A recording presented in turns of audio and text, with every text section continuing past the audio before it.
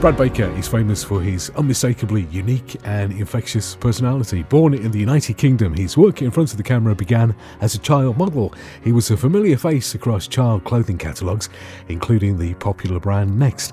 His career evolved in line with his personality, and in adolescence began acting, a popular villain in musicals, including the stage production of Queen's We Will Rock You. Enjoying the authenticity of broadcasting, Brad began presenting on the radio, which soon progressed to presenting on TV. At 16, he was the star of the hit show Blood, Sweat and Gears, the youngest person ever to present on UK sports television to date.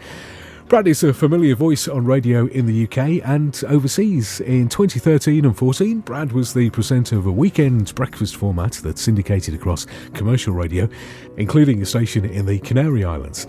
He's presented for both BBC and commercial radio in the UK.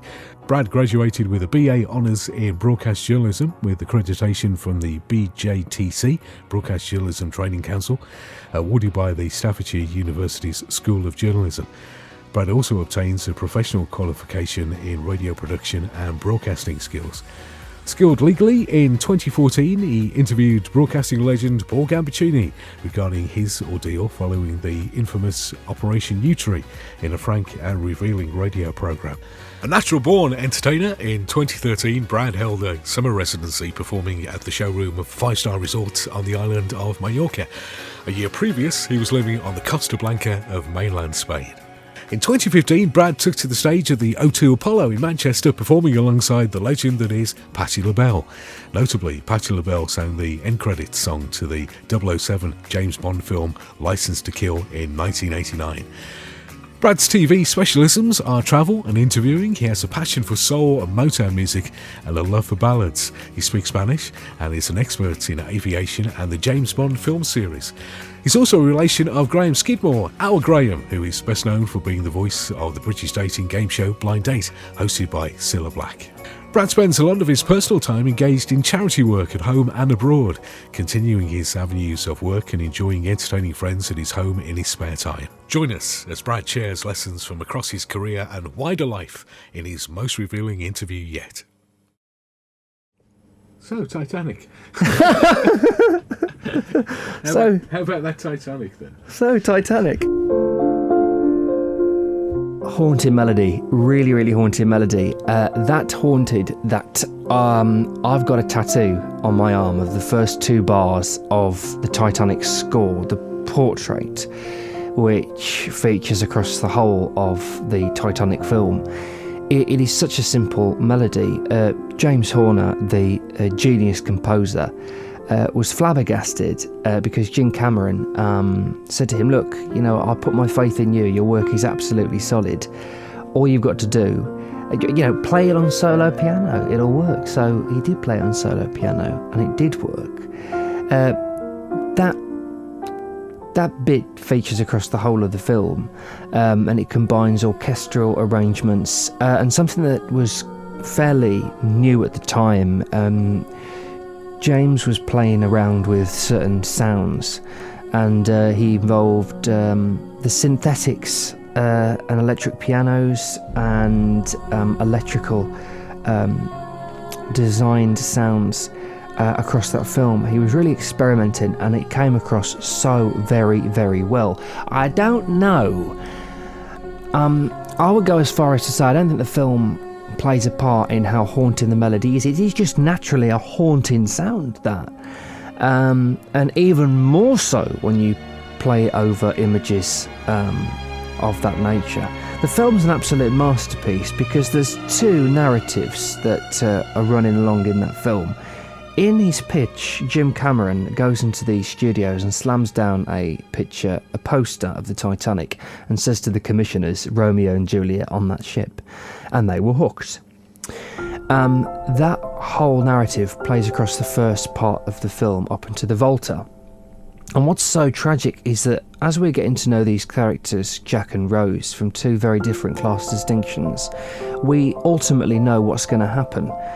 We know what happens to the ship, the Titanic. It is news. It is out there. So when we're watching this, we're becoming attached. But there's a part of us that knows what's going to ultimately happen, and it's very uncomfortable and comfortable bittersweet at the same time watching this. The Volta is where the love story ends per se, and the sinking ship narrative kicks in. And of course, what's so special about this film is that it speaks to so many people of such a wide demographic. Children that are watching this, it's an action movie. It's a survival movie. It's exciting. For young adults and teenagers, it's very much who might be going through their first love relationships. It's very much a love story, and it really, really hurts to watch this for that age for that demographic. But then for more senior viewers, it's more a story of the more meaningful and why we're here. There's a side to it that it really puts your life into perspective, and seeing that is. I'm struggling to find the words to explain this, because it is just it's transcendental in a sense. For a person of that age watching that, obviously I'm not of that age, it puts things into perspective, and I think that's the simplest way of saying it. But that melody is haunting, and is, in my opinion, the most haunting melody that's ever been written in the history of the world. And I know you would agree, wouldn't you? Yeah, we've had this conversation. Yeah, I think that wraps up that little bit. Okay. So what did you think about that bit? Yes. Okay. Yes. Thank God for that. So you're just going to run on with them, are you? Yeah, I like the way you're introduced. As a child, career really started in child modelling. I modelled for I was in Next. Most people will know Next. It's a British brand. They have stores all over the UK. And I was in their child modelling catalogues. And of course, I still do adult modelling, and did adult modelling, but to just stand there and have somebody take pictures of you all day, I'd much rather be doing something a little bit more entertaining than that.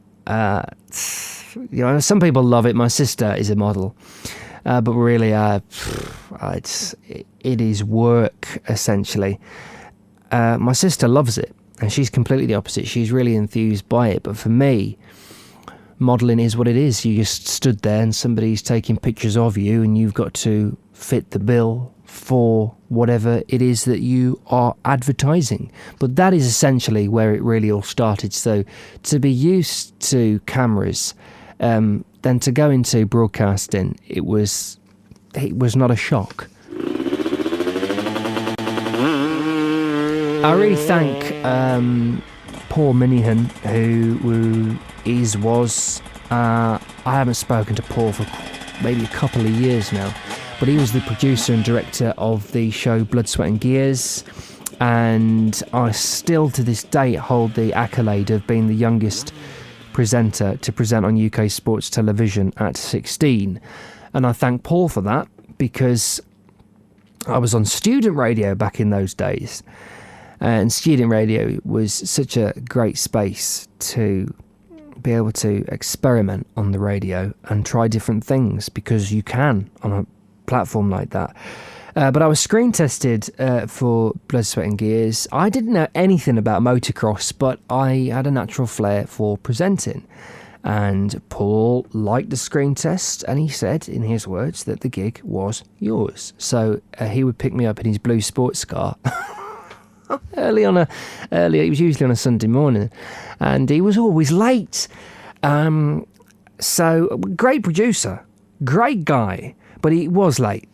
And I would be standing at the bottom of my driveway like, oh, come on, I was nervous anyway and excited, a whole mix of emotions. And then we'd drive to the locations, and then you'd meet the production teams, Unit A, Unit B. Paul would give them the brief, and I would go with one of the teams and I would present. And it was quite interesting, because on some of the interviews, I did really have to brush up hard on my knowledge of motocross, because sometimes factually, I'd have an expert in motocross but couldn't present for shit to the side of me. And literally, I'd be like, okay, we've got person A here. Right, where is he? Okay, he's lying there. Okay, and what? Okay, cool, right. I will now translate that to camera and interview him very well. But thanks for Mr. Factman. Fact, not fact. Factman. For being there, because I didn't have a clue, particularly on some of those earlier episodes, didn't have a clue about motocross, but it was very, very good fun to present. Very grateful to have presented that and been given the opportunity to present that with little experience, just with flair, and something I'll remember and very, very grateful for, because when I saw myself back on television, I cannot describe the buzz. It was nothing more than passion and enthusiasm, and for that I'm very, very grateful.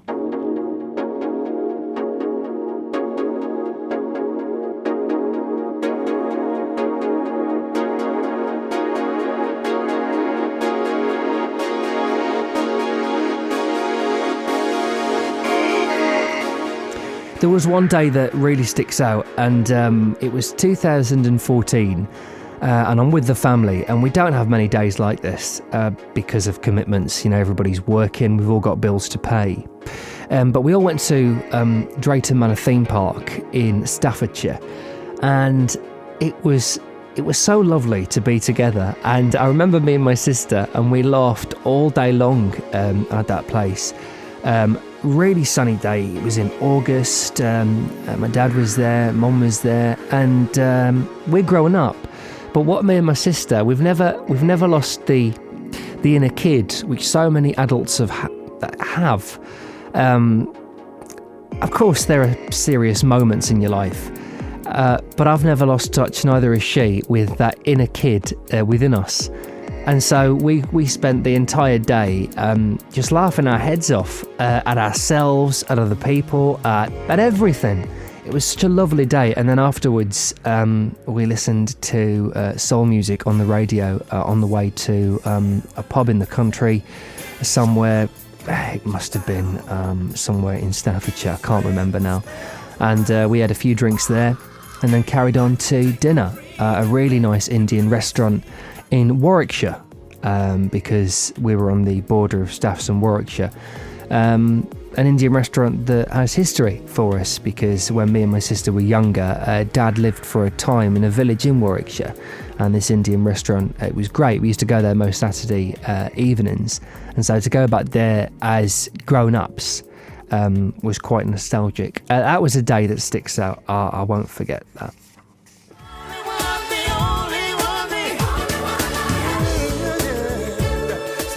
Eternal, I want to be the only one. It's just gone 8:30 on your weekend breakfast with me. Presenting a young, upbeat radio show via the Hits Network was great fun. And when you read the biography, and it says that I presented a weekend breakfast show in the Canary Islands, that's correct. But what it doesn't tell you is I wasn't presenting from a lovely studio on the beach with a pina colada, olives, and my feet up, sunning myself. The programme was recorded in a cardboard box cupboard of a studio in Stoke-on-Trent. So it's very misleading. And I never went over there to hear the show go out, because obviously I was here presenting it. But I was hoping to get across the vibe, because it was an English-speaking station over there. I was hoping to get across an upbeat vibe, not only for the local people that would listen to that radio show, but also people who are on holiday. You know, the show would go out on beach bar speakers, and it'd be going out in cafes and restaurants on the beach and what have you. So you really needed to keep that upbeat, I'm on holiday vibe, even though you'd be in a studio in the peeing down rain, in a cupboard in Stoke-on-Trent, and listening back to tapes of that. Yeah, we did encompass that energy, and how we did that, the team and myself, was quite something.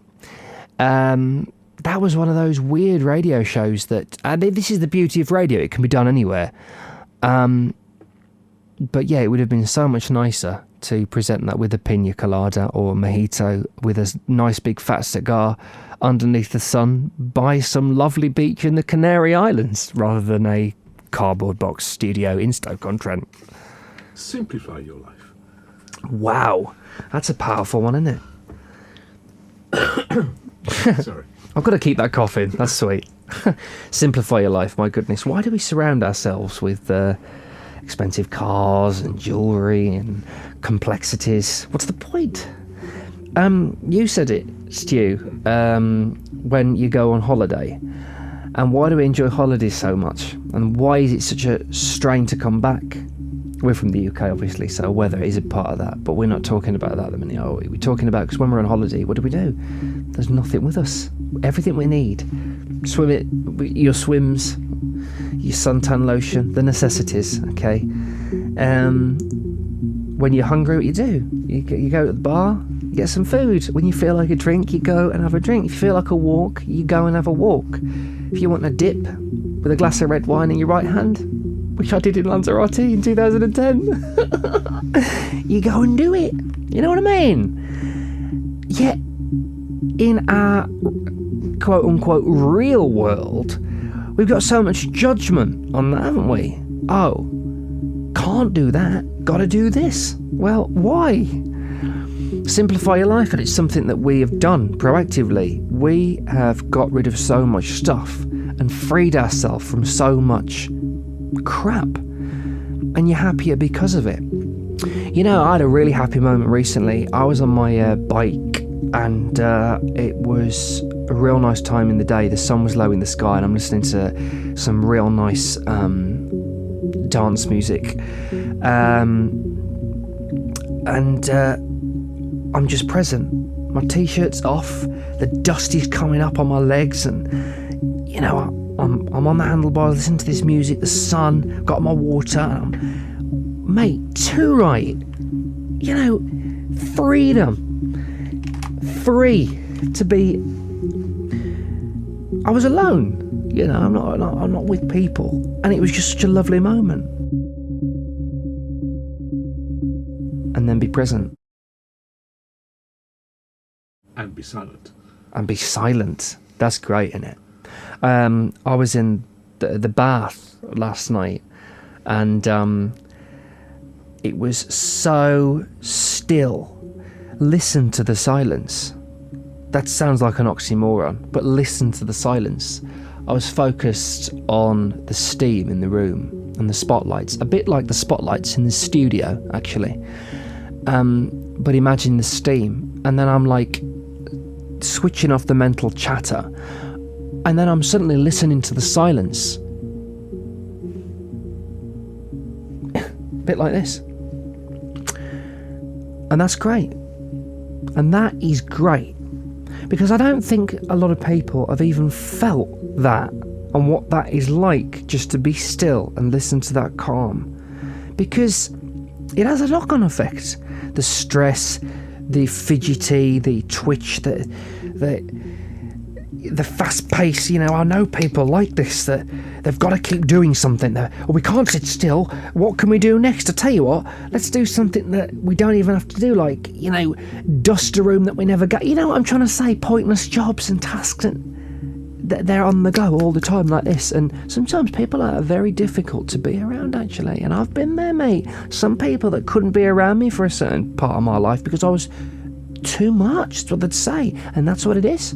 That is what it is. It's absolute mental and internal chaos to try and... Okay, happiness. Right. The pursuit of it. Wow. As a BBC broadcaster, okay, I've attained what I set out to attain just over 10 years ago, and now I'm in that life, and it's so different from what I thought the life was gonna be. I love my life, don't get me wrong. I am so grateful that I am doing what I love to do, and I do love to do it. Okay, so I'm not going to use the career as an example, because it's probably not the best example. Let's use a vending machine as an analogy. You are at a vending machine and you're so focused, you want the green sweet. I want that green sweet because that's going to make me happy. Whereas the ultra vending machine mind actually knows what you want, and you want the brown sweet. The brown sweet, you're going to laugh, right? No, I don't want brown sweet. I want the green one. So you get the green one. And then it's like, 5 seconds in, oh, well, that wasn't as good as I thought it was going to be. Then the brown one pops out, and you suck in on the brown sweet, and it's like, okay, yeah. That, in a very, very quick sense, is what a lot of people go through in life. They think they want that car. I did, only to realise after a few hours of driving my Audi, oh, well, no one really cares, and okay, I thought that was going to be cool, and you know what? It was an expensive no. And I know somebody else that I won't name him. He's a footballer, bought an Aston Martin, and he told me he's riding around in it, windows down, DB9, beautiful car, okay, listening to some speed garage music. And he pulls up at the traffic lights, and he looks over to the right, and sees another bloke who he knows actually in a car. And then the lights go green, other bloke drives off, and he drives off in his Aston Martin. He has this realisation, and he says in his words, I feel like an absolute twat. Can be edited if necessary. And he was then on the phone the next day talking about selling the Aston Martin. Sometimes what you think you want is not what you want at all. Ahora que crujen las patas de la mecedora y hay nieve en el televisor. Ahora que llueve en la sala y se apagan las velas de un cielo que me iluminó. Living in Alicante in 2012 was such a big move for me. I was only 18 years old. And I've always been quite free-spirited. So to actually get a one-way ticket to Alicante to start a new adventure there was nothing, absolutely nothing for me. I tell somewhat of a lie because I did get a return ticket. It was a provisional return ticket just in case it didn't work over there because nobody thought it would. I had just finished presenting the TV show Blood, Sweat and Gears for the Extreme Sports Channel and Motors TV in the UK and across Europe. And I just wanted a break. I was 18, I was still young, so I thought to heck with it, let's go over to Spain. I did have a provisional ticket, as I say, because my uncle owns a home over there, and he was never going to let me have that for the entire year, 6 months to a year that I wanted to spend over there. He said, you can have this for 2 weeks, by which point you find somewhere to live and you get enough income to make it happen over there. And I did, surprisingly, because Spain was on its bum at the time.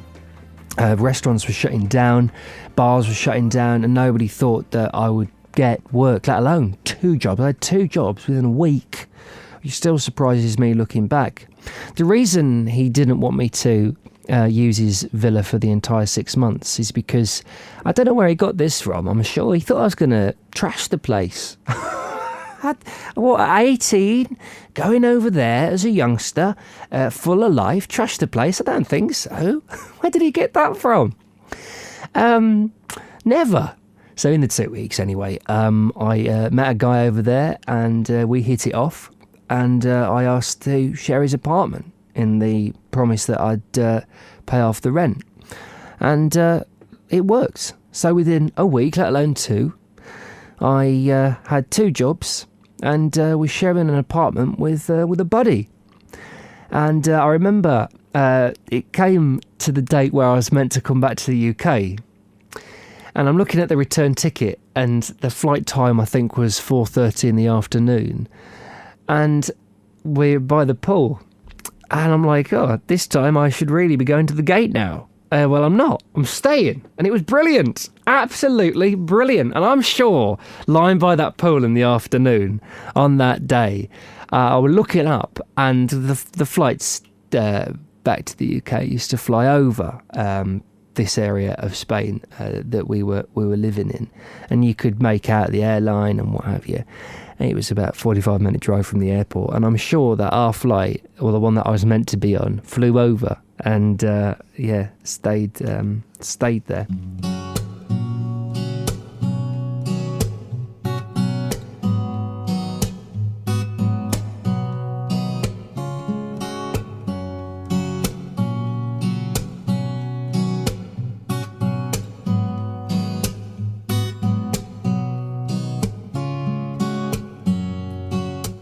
It's 3 a.m, and there is a musician, really good guitarist, playing at the Irish pub on the corner of La Fuente, and really, really good. And I go up to him and say, you've got to play More Than Words. And he goes, what was that one?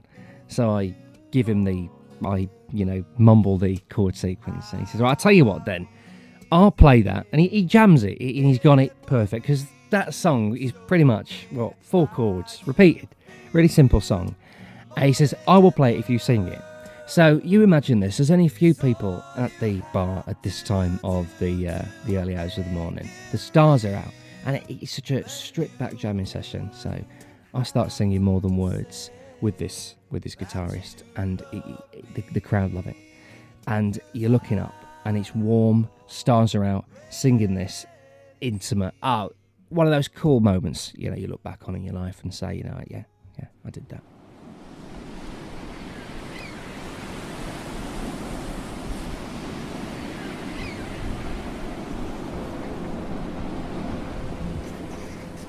Holding the residency in Mallorca in 2013, a year after Alicante, was fantastic. Performing 6 nights a week at the showroom of a resort on the island of Mallorca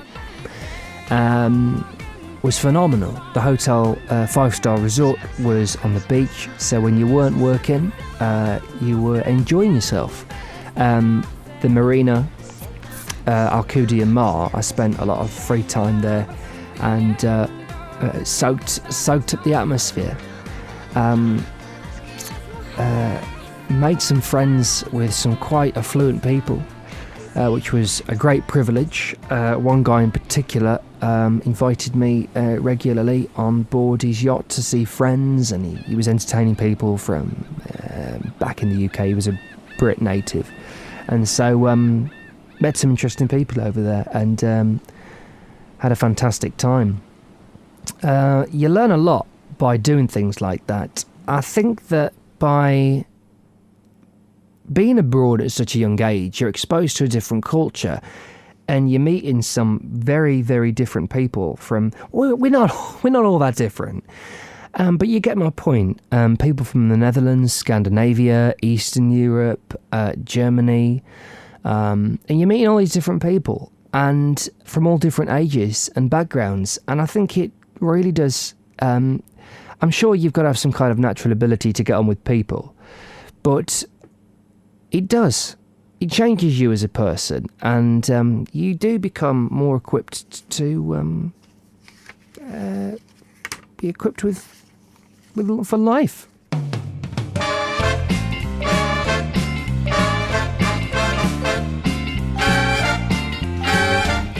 Hiya, good morning. It's Cilla here. The voice of Blind Date. Cilla Black's Blind Date, Graham Skidmore, the voice of that show, is a relative of the Baker family. He is like some kind of second uncle. So Graham was a voiceover artist for the British dating game show Blind Date, which was hosted by Cilla Black, and he is a relative of our family. He lives in London now, and he moved down there, obviously, with work. But yeah, to say that there is a link there is quite extraordinary, because I never knew it at the time. I only found out when I began working in the media that Blind Date had such a strong connection with the Baker family, because the voice of that show was essentially a unknown uncle. Something that really stretched my media legal abilities was a programme I did on the Metropolitan Police's infamous investigation into Operation Yewtree, and this programme was recorded towards the end of Yewtree, and I interviewed the professor of pop, Mr. Paul Gambaccini, who is a dear friend of mine, and I've known now shy of 10 years.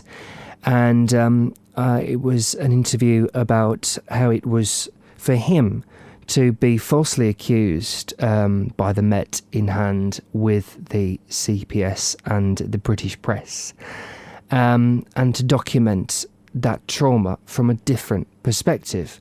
And it did stretch my journalistic and broadcasting legal abilities to the limit, because of course you had ongoing investigations at the time, you had court cases, and to broadcast something that may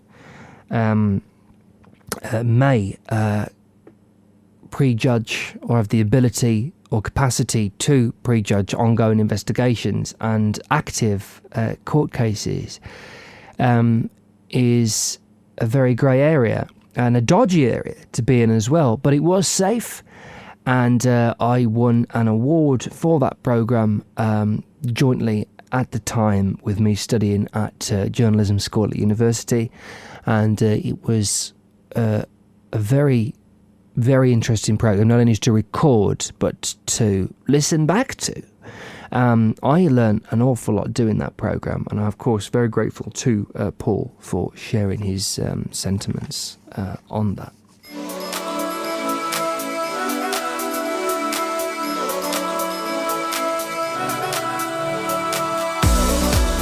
2014 at university, of course, wasn't just 2014. I was no dropout. It was a 3-year programme. It was a 3-year degree, an honours degree in news journalism. But the year that really sticks out for me is 2014, because your third year then, I had put the degree on hold to live and work in Alicante and Mallorca. And 2014, I think you had the capacity then to not only enjoy but to preserve the experience as well, because going in as a freshman, it's just overwhelming, and it really does go to your head because you've come from security, and then it's like, there you go, there's the money, there's the whatever, enjoy it. And it does go to your head. But third year was a very special time because it was the only time in my life, and I'm not had the experience of recreating this. It's the only place that I've been so far in my life that no matter what race, age, religion, sexuality, whatever, background, social class, no matter what the label, you were all there as one. And our group was so diverse, it was unreal. And to forge friendships with people from all over the world like that was a very special thing indeed. It was the unity that we, I think, as humans all seek. And to experience something like that so close at a young age, of which I was 22, was a very special moment indeed. We've lost a few people from those days. Dave Allman, who was a phenomenal figure, somebody who put the greater truth before anything else. It was a very sad story. Dave passed away a week into his retirement, but I really do thank Dave because he pulled out an awful lot of stops to make things happen at that place, and the way that he what he went through to do that showed an incredible display of character, and I wish that the world had more people like Dave.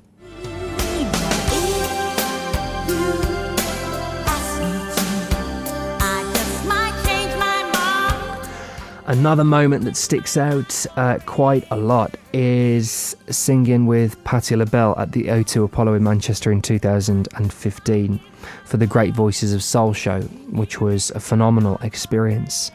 And Patti was wearing a gorgeous red gown. She looked fantastic. Hell, I hope to have legs like that at her age, my goodness. And her teeth are gorgeous, and the talent is just so there. It's just not diminished at all. Someone that's really looked after herself well can take a lot of lessons from Patti LaBelle, I tell you.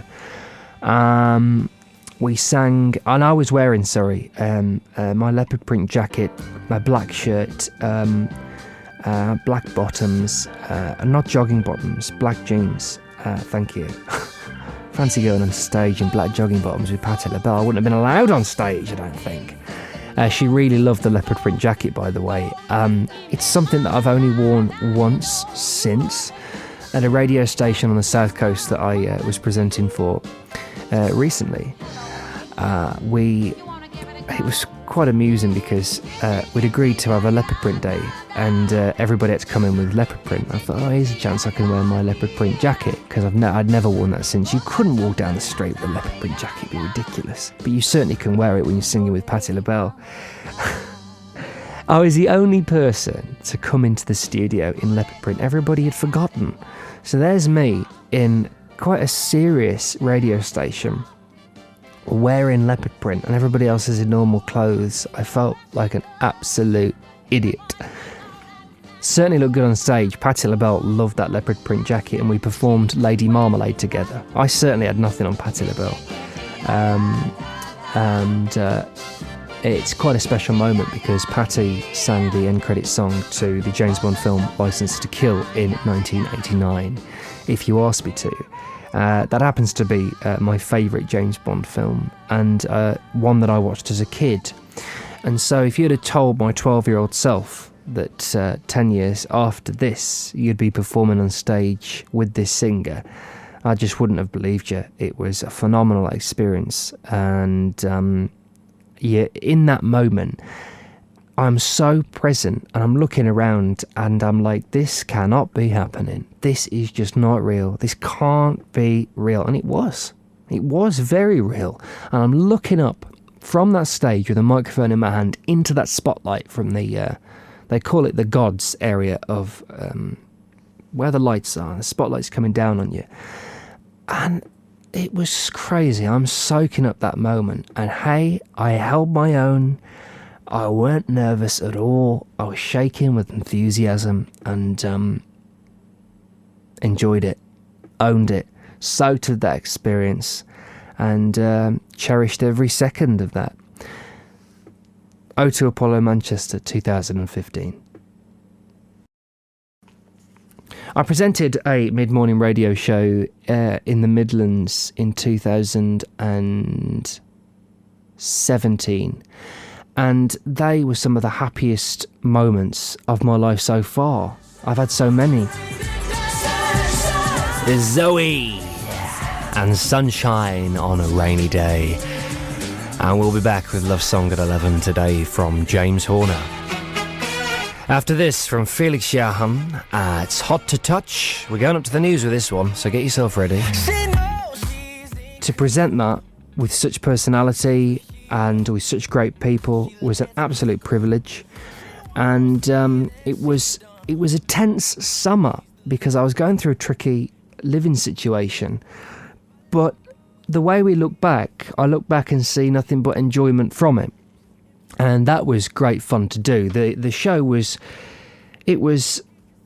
not heavily formatted whatsoever, so you had freedom to really create something that was different, something that was unique, something that was special, and something that was individual to you, and be able to run with that. I've still got old program tapes from those days, and there are things I would change naturally, but looking back, the actual doing of it was nothing more than a sheer pleasure. And Stu Hickman, who is a dear friend of mine, was a producer of those programs. We're still in touch now, Stu and I, and it was a pleasure to work with someone with that level of experience, but such a nice guy as well. And those programs were an absolute pleasure to be able to present. James Bond. James Bond. What really irritates me is because a lot of people that do follow the Bonds will have an opinion, but what they don't realise consciously, I don't think, is that their opinion essentially is just the rhetoric of the masses. For instance, in 1989, Tim Dalton, he did The Living Daylights and Licence to Kill. Now, for the stick that he got for being a quote-unquote bad Bond, Daniel Craig now gets for being one of the best Bonds. Well, hang on a minute. Ian Fleming, yeah, Daniel Craig, Tim Dalton are probably the truest manifestations or creations of Ian Fleming's Bond. That's what he intended. He didn't want the campness of Roger Moore, which worked very well in the disco era of the 70s. Okay, that really was quite far away from what Ian Fleming devised as Bond. So, the criticism that Tim Dalton got for being Bond, Daniel Craig is now praised, is absolutely bizarre. Tim Dalton, that rugged, somewhat aggressive Bond, is fantastic. And in my opinion, I think for those reasons, Tim Dalton is the best James Bond. Confidence. It's very important. Very important. But you've got to be careful not to get too warped up in your own ego. But confidence is absolutely key to be able... I studied it when I was younger because I struggled. And although people would say, you seem the most confident person I've ever met, I actually wasn't. And I had to study what confidence was. And I'll be asking people, what is self-confidence? This thing that people say is key to success. The best definition I've heard of it is trust in one's own actions. That's it. The way I'm speaking now, I am relaxed. I feel at ease. I am still, and I'm letting the words roll off in a controlled and yet not controlled way. Because if you were controlling it, you wouldn't be relaxed. It's a load of. It's a feeling, and it is just trusting one's own actions. Me and Claire, who was a friend of the family's, we'd admit to ourselves, we used to, when we were in supermarkets, of course sometimes it still happens, you have off days, you'd be nervous just walking around the aisles, nervous having conversations with the cashier. If you're having a bad day, that is still going to happen. You don't want to be having conversations with people. But we'd be nervous going around with our trolleys and baskets and stuff. Trusting one's own actions, as ridiculous as it sounds, is having faith enough to stand at the checkout with your basket and feel alright with that. I mean, how ridiculous does that sound? Brad Baker, who can get onto stage and perform with soul legends like Patti LaBelle at the O2 to thousands of people, yet he can't stand with a shopping basket with a steak, an orange juice, some kale. I'm sounding healthy now. Normally it's microwave burgers. No, I'm joking. Okay, and he can't stand in the queue, in the queue with a shopping basket. I'm human. Confidence is important. You've got to have that trust in your own actions, and if it doesn't come, don't punk out. Don't give up. Still put yourself in the situations where you want to be, and you need to be to get to where you want to get. Don't walk away from that. For instance, a job interview. What a great example. Everyone's nervous for that to some extent, right? Don't leave and walk away. People do this. A job that they could get, but they're not going to go for the interview because they're too nervous, but they really want the job. And then on the way home, they're kicking themselves. And then there's a downward spiral there psychologically. Don't. Your confidence will come. I'm talking when I struggled at 16, 17. Oh my God. Weren't we all a little bit nervous back then? For heaven's sake. Not everyone's Mr. Cocksure. And oh my God, don't they get a fall? I'm 25 now. And I'm all right to say, you know what? Yeah, I'm confident. I'm okay with not saying anything as well now. I'm okay just being. Don't be afraid to say nothing. I said that just now, didn't I? Segue into the next bit. Yeah. Don't be afraid to say nothing, absolutely. Don't be afraid to blend in. For a time I thought I've got to be Mr. Centre of attention. I've got to be the one cracking all the stories and stuff. No, you don't. I was in a supermarket recently where I live in England, and there's a couple of cashiers on the cash desk, and the one says, "Oh, what's that saying now? Enemies close and friends near." And I say, "I know exactly what you mean." I said, "You're thinking of the saying, keep your friends close but your enemies closer."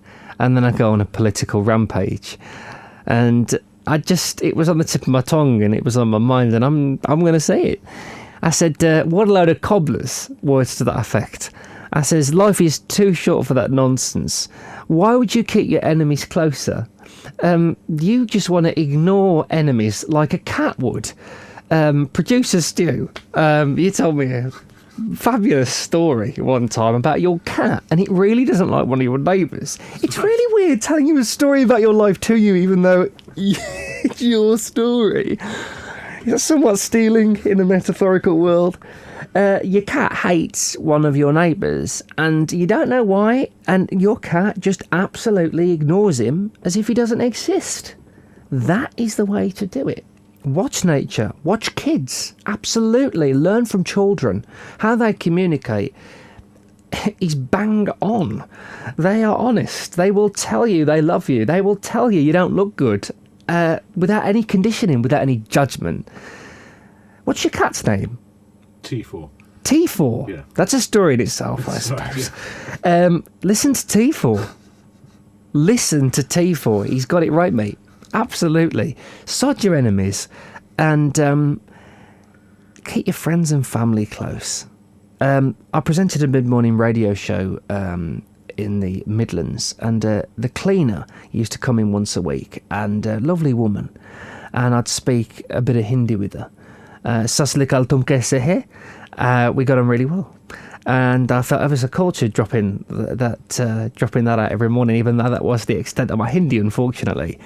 And we spoke, and you know what? I don't know how we touched on this. Must have been talking about life. And money and the family are so important in life. Enemies don't come into that sentence. And why should they? Why would you surround yourself with your enemies and keep your friends distant? It just makes no sense. I know what the saying is trying to get across. It's in business. You know, if you can keep your enemies cushy, you don't have to be afraid of what they might do. What a load of crap. You are not in control of what other people will or will not do. All you're in control of is how you can react to it. Absolutely. You can't control that. So don't even try. Keep your friends close. And enemies? Enemies, question mark? Hello? I might have enemies, but I wouldn't know that. You know. Which leads on to, whenever you give up, it then happens. Oh man, that is such a intense philosophy. Susan Sarandon said it beautifully in that, I don't know, this is a common feature, a common phrase anyway. The moment a woman stops trying for a baby, she conceives. It just happens. It's a weird game that life plays. You could talk about the logic of it. For instance, you know, if you don't really want a job, you've got one, you go into a job interview, you're more relaxed, you're more at ease, easier to talk with, to connect with, so you get the job. So there is a logic to it, but it goes deeper than that, because the moment I stopped wanting and stopped almost enthusing over what I really wanted, being enthusiastic about it, and I want this, really, really want this, that's how it felt. Really want it, I love this, I'm going to be so happy in this. It never happens. It doesn't work. The moment you're like, you know what, I don't really want anything, everything, I don't want to say everything just comes to you, because I don't know whether I agree with it, but that's what's happened for me. You still want it, because you wouldn't have still put yourself in the positions to get it. But boy, things just happen so much easier and quicker. It's really weird. It's almost like you've got to stop really wanting it to get it. But then you still want it, or else you then wouldn't do it once you got it. But it's like if somebody says, if you lost this, would you be devastated? Yeah, I'd be upset, but I don't think it'd destroy me, because I've been through a lot. Like, oh my god, it's not all been great. Oh my goodness, man, it's been tough. But I think if I hadn't gone through that, I don't think I'd be this person. A couple of years ago, I sat there with a colleague, and I thought to myself, oh, my life's over. I had this really, really weird doom sense. But I didn't realise what I was going through was actually not going to destroy the future, but put me on track to get what I thought I was going to lose in that moment. And if that ain't a paradoxical mind fuck, then I don't know what is. Like, the moment you stop wanting things, it just happens. And there's a lot of people that have attained things that'll tell you that. And it makes no sense at all. Only like a little bit in that interview sense. But it don't make any sense. How can it be that a woman conceives the moment she stops trying, when they're so, I want a baby, need a baby, it don't happen. It's just, it's intrinsic, it's in there, it's in the fabric of life. But you can't define it. You can't, can you? But you'd agree it's present. But if you really want something, you will get it. And is that the next bit? That's what you say. That's so true. But if you really want something, you'll get it. Now, how do I explain that in the knowing what I've just spoken about? You will find the way to garner that philosophy. Make that a part of yourself, that you will get what you want by not wanting it. Does that make any sense? Okay, so if you really want something, it'll happen for you, but it might not happen in the way you thought it was going to happen. You might actually sit there and think, after years of wanting, and you're still going to try, and you're never going to give up, you might sit there and think to yourself, you know what, sod everything, really sod everything, and let go of all that crap and just become okay now. And then in that, actually, what you didn't realise was you're still not giving up, but you are allowing yourself actually now to open up to the possibility of it's not going to happen that way, actually it's going to happen this way, and you're still going to get to where you want to be, but in a way that you never thought was going to happen. And because you were so, I want this, I'm so enthused, you were blind to the possibility of actually there's a door here that you are blind to because you're so focused that you want to be in this part of say the career field, that you didn't realise actually there's a zone here in this field that you're going to be really good at and going to enjoy, but you're so blind to it that it's not going to happen for you at the minute, is it? Because you're in this state. So it takes time, but it will happen. But you're going to have moments where you think it ain't, and it's not going to happen. Probably ain't going to happen the way you think it's going to happen, but it does. And it's been one confusing and exciting and intense trip for me, life so far. But I'm happy where I am now, and I was happy where I was last year. So just, it works out, doesn't it? I'm still here to tell the tale. Yeah. Excellent. We're done. Very good. Get a little round of applause, do you think?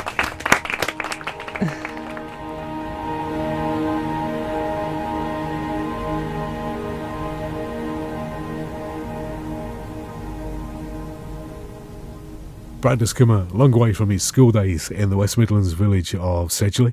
It's fair to say what many would achieve in 5 years, Brad seems to have achieved in a year. I thank his conversation, time and energy. It's incredible to look back at what Brad has shared so far, from Blood, Sweat and Gears to singing on stage with soul legend Patti LaBelle. I sit back and wonder at what's in store next for the broadcaster. Whatever it is, it's sure to be delivered with that distinctive Brad Baker essence. Thanks to senior producer John Jeffries, assisted by producer Maureen Sikabukiki. This has been a BB Media Group production.